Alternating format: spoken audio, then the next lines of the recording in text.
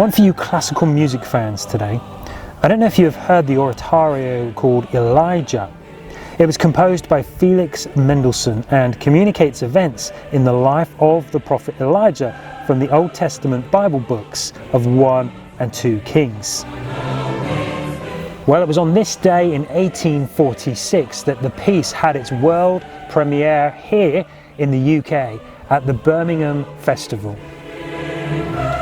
The biblical story of Elijah is filled with ups and downs and twists and turns, and it is he who goes to speak to King Ahab following his marriage to a certain lady called Jezebel.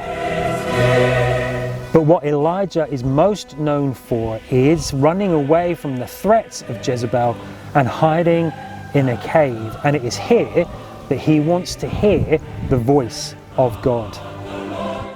There is a raging storm that passes by, but the Bible says there was no sound of God's voice in the storm. Then there was a hurricane that shook the stones of the cave, but no sign of God's voice in the hurricane. Next, a fierce fire passes by, but again there is no sign of God's voice in the flames.